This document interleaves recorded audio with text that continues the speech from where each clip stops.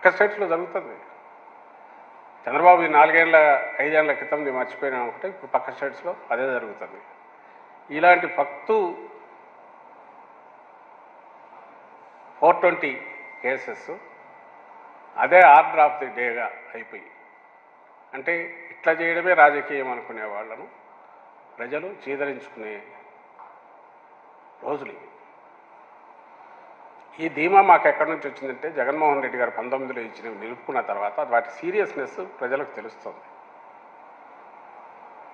రాజకీయ నాయకులు, రాజకీయ పార్టీలు అంటే వాళ్ళు చేసే ఎన్నికల ఎత్తుగడలన్నీ వాళ్ళ మధ్య జరిగే ఒక ఆట లాంటిది.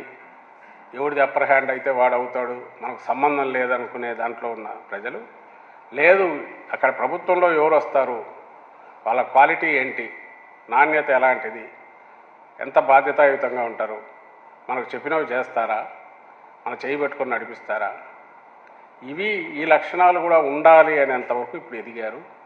థ్యాంక్స్ టు జగన్మోహన్ రెడ్డి గారు. ఆయన తీసుకున్న ఒక విశ్వసనీయత అనే దీని మీద బిల్డ్ చేసుకుంటూ రావడం వల్ల, పార్టీని కానీ హామీలు ఇచ్చిన హామీలు నిలుపుకోవడం కానీ వల్ల, ఓహో ఇది కదా కావాల్సింది రాజకీయ నాయకుల లక్షణం అనేది ప్రజలకు అర్థమవుతుంది.